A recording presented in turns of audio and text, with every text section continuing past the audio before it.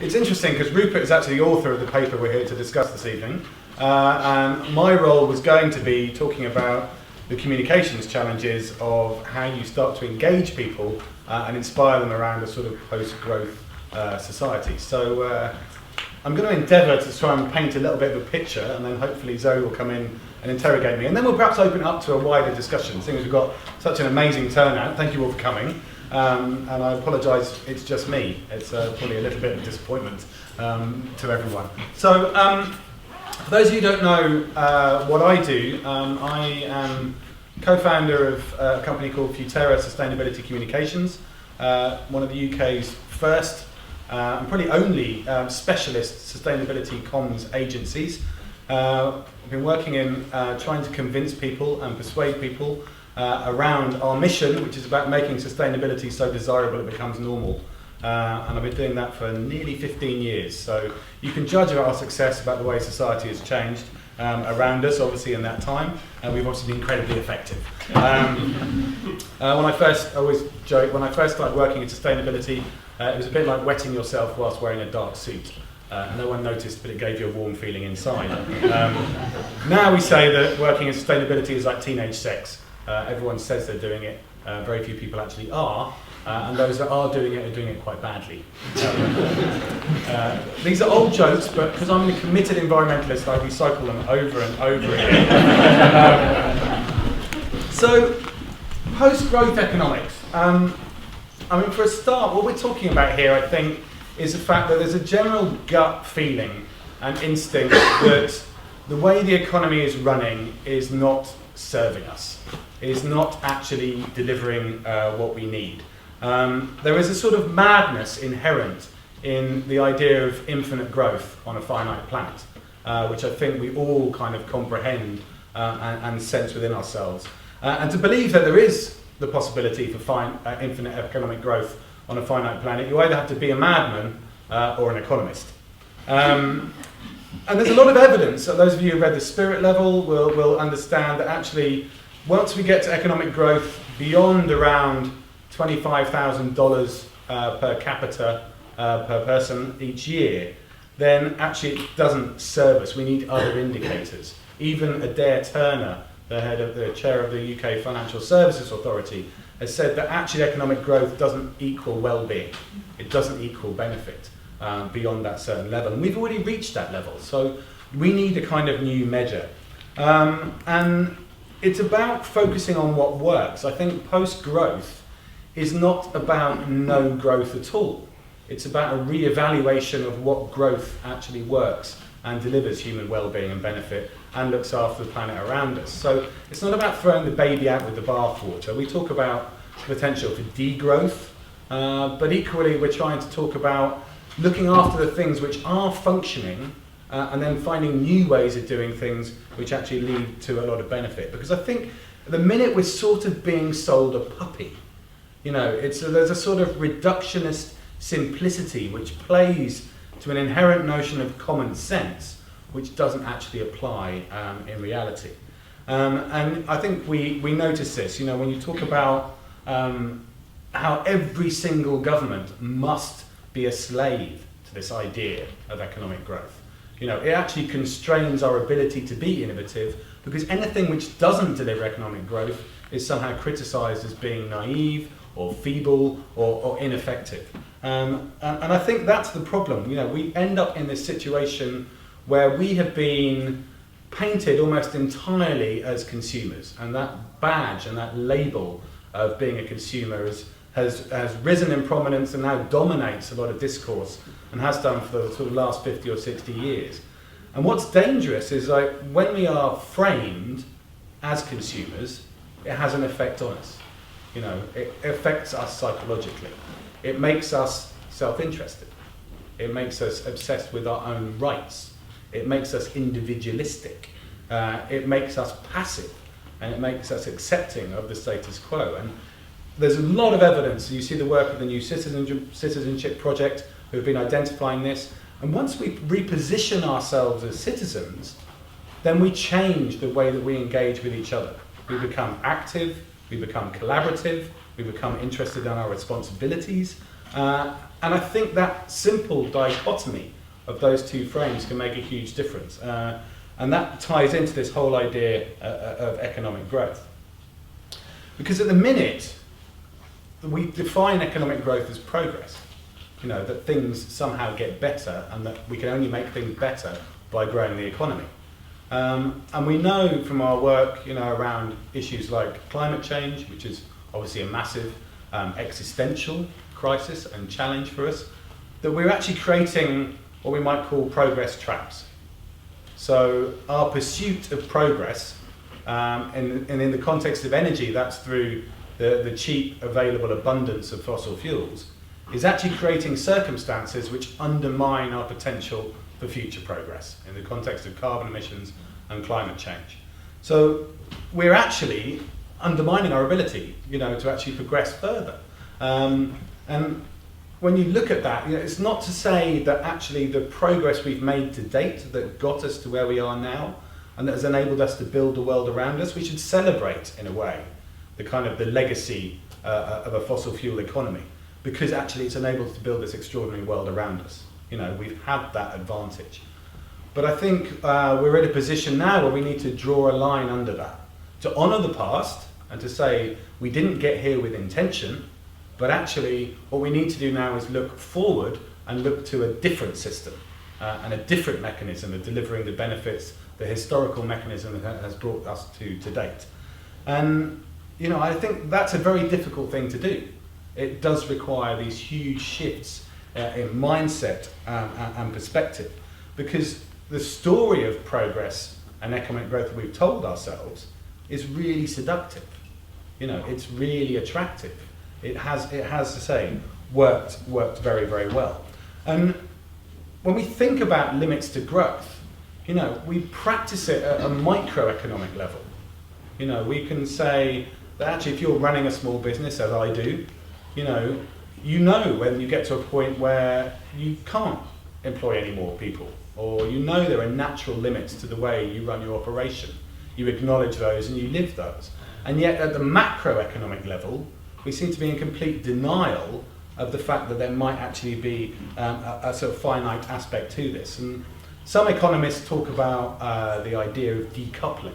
So we can say, okay, per unit of gross domestic product, which, by the way, is probably the worst mechanism of measuring progress we've ever come up with.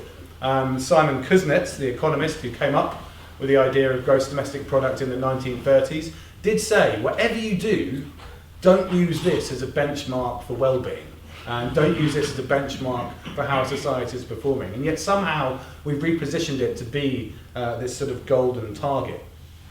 But yeah, the idea of decoupling is that we can actually dematerialize and it massively increase inefficiency and reduce the kind of resource throughput per unit of gross domestic product and become more efficient. And yet there's many people now who are saying even that's not going to be enough. You know, in an era of climate change where we look at what our targets are and what we have to do to decarbonize our economies in the developed world, it's completely incompatible with economic growth. You know, we are looking at targets now of having to reduce our carbon emissions by several percentage points per year, progressively, year on year. And yet, when you look at that in the frame of economic growth, when we also need to grow the economy by 2 or 3% per year, we're sort of running to stand still. We completely undermine ourselves. And to put that in context, you know, if we grow the economy at 3% a year, which is what is deemed to be the sort of benchmark of success, you know, this arbitrary figure we seem to have plucked out of nowhere, 3% seems to be magic. And if we look at how populations are likely to increase, so by 2080, we might have 10 billion people on the planet. Now, if everyone expects the same standard of living that we currently enjoy in the developed West, the economy has to be 40 to 60 times bigger than it is now. I'll just leave that to pause for dramatic effect. 40 to 60 times bigger than it is now.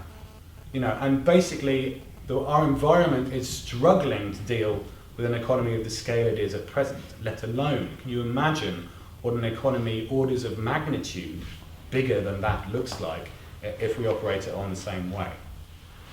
And in a sense, we need to change what this definition of GDP is. And maybe what we need is something more around a genuine progress indicator.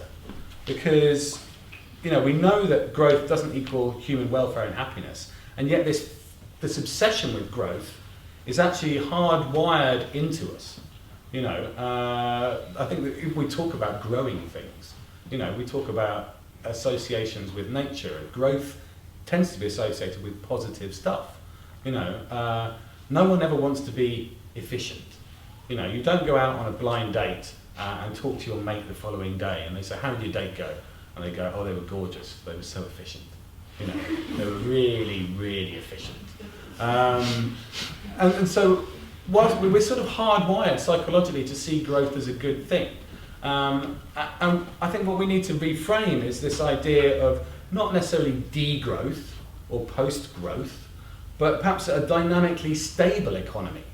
And it avoids this sort of language of steady state, which feels like senescence or stagnation.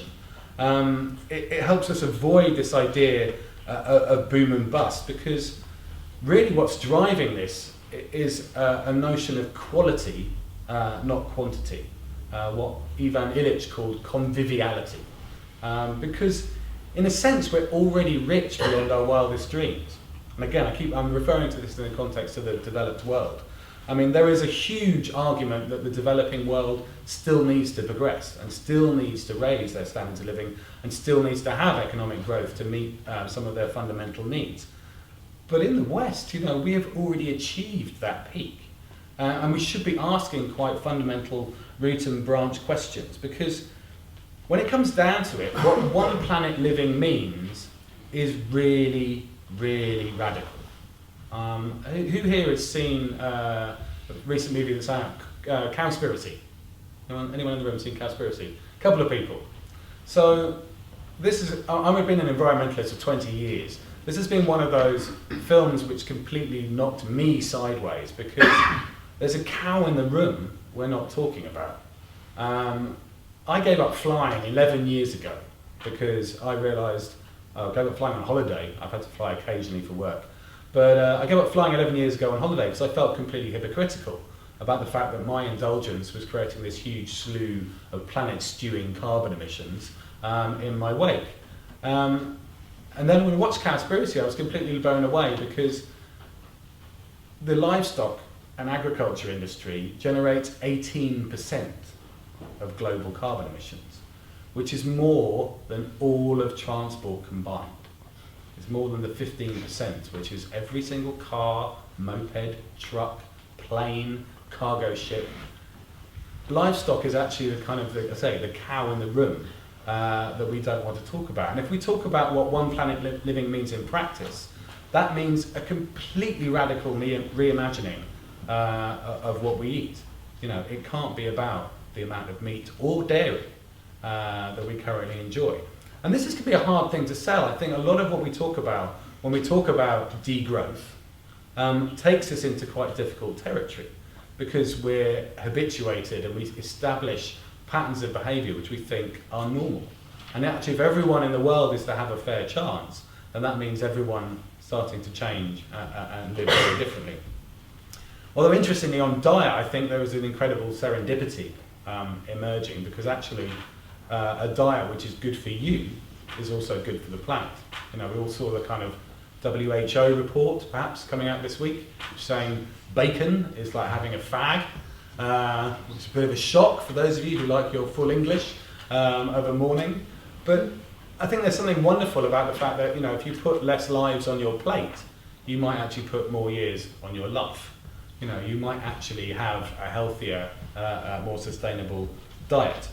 So, in some ways, we need to do this, because it's not enough just to kind of tweak. We always think that the environmental behaviours we're undertaking are going to make all the difference. We're all dutifully doing our recycling and turning off our lights and buying renewable energy and changing our travel behaviours. But unfortunately, a lot of what happens in those contexts is the rebound effect. So the savings we make in one sense, we splurge in another. So, people insulate their homes, this means they spend less on energy bills, they save money, so then they treat themselves to a holiday to Malaga, thereby sort of undermining any savings they've made in the process. I think the idea of questioning this kind of mission of growth is also not new. It's almost like we've deluded ourselves for 150 years. John Stuart Mill in the mid-19th century actually did say, we have to ask ourselves to what ultimate end is society progressing? Because industrial progress is instrumental value. It's not necessarily intrinsic value. It doesn't make us necessarily inherently happier. Before the UK Sustainable Development Commission got wonderfully disbanded by the coalition government as soon as they arrived, because that was quite inconvenient to have a kind of critical voice that might be questioning some of our particular policies.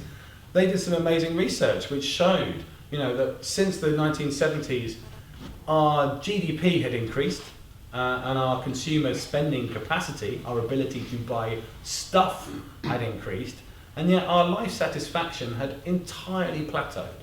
We were no happier and no more content than we were 40 years ago.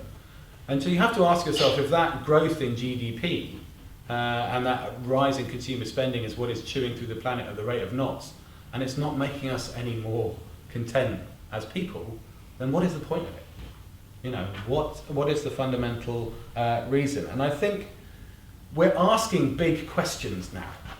We're asking really big questions about what the purpose of this growth is.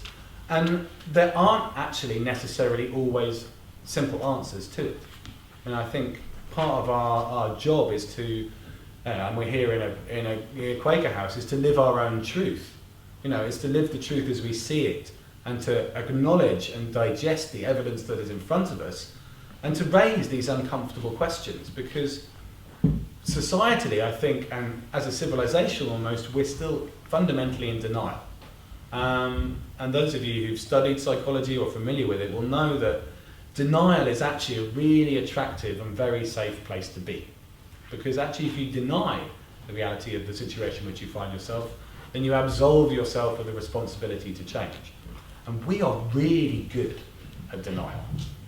We have equipped ourselves with all sorts of psychological tools and defenses over our evolutionary progress in order to deny those realities. So ask yourself, there's three kind of principal types of denial, and just ask yourself if you indulge in any one of these three. Most of us do in one way, shape or form. So the first one is disavowal, where you say, well, it's not my fault. What can little old me be doing to impact these huge climatic systems, these huge global challenges? It's not my fault. Then we have projection, so you blame someone else. On climate change, we're very good at saying, well, it's China's fault, it's India's fault, their emissions are growing much, much faster than ours. And the last one, and perhaps the most compelling one, is regression, where we go, oh my God, it's so big, ugly and scary, someone else must be fixing this for us. And unfortunately, that someone is us. Are you familiar with the bystander effect? Bystander effect. So the bystander effect says, if you fall over and hurt yourself in the street, you better hope there's only one person there to help you. Because it's just one person, they go, oh no, he's fallen over in the street, I'll go and help him out. If there's a whole crowd, everyone looks at each other nervously and goes, oh no, he's fallen over in the street, I really hope someone else goes and helps him. And on these big challenges, like climate change, biodiversity loss, rising global inequality, we all think someone else is going to step in and sort it out. Unfortunately, that someone is us, and each of us as individuals, and coming at it collectively. So there are all these notions, actually, because when we talk about post-growth economics, we're often very afraid, particularly those of us who have stuff, who have sort of made it in life. There's something, again, deeply rooted, which makes us fearful that someone will take something away from us, that we're not able to perhaps share what we have, or that the system will be re-engineered. There's a lot of questions around relative versus absolute wealth. Actually, it's relative wealth which really counts, which actually defines how content we are. It's how we benchmark ourselves against each other. That's what is actually defines our happiness. And if you look at the charts which show some of the poorest countries in the world where relative wealth is very close together, there's a very small gap between rich and poor, and everyone's happy, even though they have very little. And as that wealth gap grows, it's the comparative perspective which leads to dissatisfaction that makes us unhappy. That's why inequality is so pernicious. Almost every culture and society you look at, as wealth gaps and inequality grows, discontent increases, educational performance decreases, crime increases, health gets worse. The fact is, inequality is better for everyone, including the rich. The smaller that inequality gap is, the better off we all are. So I think what we're trying to fashion here is an idea that there is this persistent narrative that you will hear almost chanted like a mantra, on every single political commentary program you care to indulge yourself in, the media headlines, that this be-all and end-all of economic growth is going to dominate everything. And I think what we're here this evening to sort of try and challenge is that actually there is an alternative way, and it requires us to think much more creatively about how we use what we have, how we adopt a kind of citizenship type context, and how we understand that what makes us really rich is the stuff that we can't measure economically. It is the sense of community, the solidarity, the human connection, the connection with nature. All of that stuff is priceless, and yet we are not accounting for it in any kind of realistic or comprehensive way in the way that we're currently running the world. And it's not impossible to flip this around. I'm a great believer in the idea that anything is possible if we put our hearts and minds to it. Because GDP is actually a really rubbish way of measuring well-being. I mean, if you take, for example, gun crime in the States, or even ownership of guns. I mean, the sales of guns in America will contribute to GDP. The fact that everyone wants to buy a gun. Brilliant. Does that make the society better, healthier, safer? I mean, the NRA, the National Rifle Association, will tell you it does. I think the rest of us would suspect that it probably doesn't. And equally, our cultural, moral and social progress dramatically increase when we're not obsessed with this idea of getting on, getting on in the rat race. We are, if you've watched the film Fight Club, there's a very memorable line in that when he says, we work all our lives to buy stuff we don't need, with money we don't have, to impress people we don't know, who largely don't care. That is consumer economics in a nutshell. And it's all driven by this sort of daft status.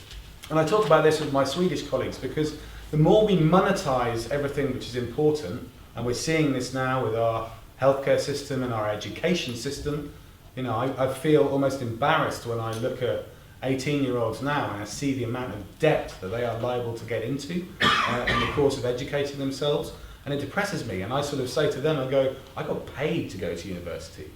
And yet in one generation we have flipped that around. We have gone from educating our young people to actually casting them into almost a lifetime of debt. Because if you look at what the government will tell us, and again, this is this seductive, one-dimensional economic simplicity of balancing the books. There's a brilliant column by David Graeber in The Guardian just yesterday, which made me sort of sit up and go, well, this is madness. And he talks about the Peter Paul principle, because the government will have us believe that we need to balance the public books, and in doing so, we will unleash economic prosperity. In actual fact, it's the exact opposite, because there is a finite amount of money in the economy.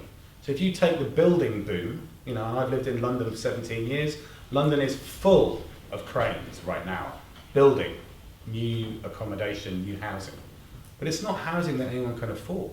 It's being used as a bank by international investors, and as a consequence, it feels like the economy is growing. because the construction industry is going through a boom, all these buildings are going up. But as people buy that, they are getting massively into debt. So we have to kind of pay more in order to put a roof over our heads, and that is what is creating the boom in the economy. It's basically our debt. And I think, if you understand the way that the money system works and the way that fractional reserve banking works, everything is built off our backs, off our indentured labour, and our commitment. When you go to get your mortgage from the bank, the bank is not sitting there with £250,000 happily in its vault saying, Ed, it's a good job you've come, because we've wondered what to do with this £250,000 that you had sitting down here in the cellar. They essentially create that. I say I need to borrow £250,000 to buy my flat, and that money is magicked out of thin air off my commitment over the next 25 years to pay it back. This is a myth that we've been sold, that somehow these great heroes of industry are creating this wealth. It's created off our indentured labour. And when you see these booms in the economy, and we're setting ourselves up for another phase of boom and bust with the current boom, it makes the whole thing look like a house of cards. And some of these are very provocative questions, but there is a narrative emerging here that we can actually reclaim some control back over this. I think a lot of it is about power, but it is also the potential to shift things in a different direction. We have the ability to create peer-to-peer financing now. When I moved my company from one office to another 2 years ago, we didn't go to a bank to borrow the money. We went to Funding Circle. We went to peer-to-peer lending because we got better rates and we got better conditions and terms. So we're almost bypassing the classic financial institutions. The government is doing a very good job at the moment of trying to hobble community energy and renewable energy in this country, even though we are probably only 3 years away from grid parity, a comparable cost between renewable energy systems and buying energy off the grid. And that can put power back into our hands. All of these things mean that we can live very differently, where we are not passive consumers at the end of a linear industrial pipe, but we're active participatory citizens once again, increasingly control of our own destiny. And that is a very, very different economic context to the one that we are currently being sold. I could probably talk about this for another half an hour. I just realised I've been talking for nearly half an hour.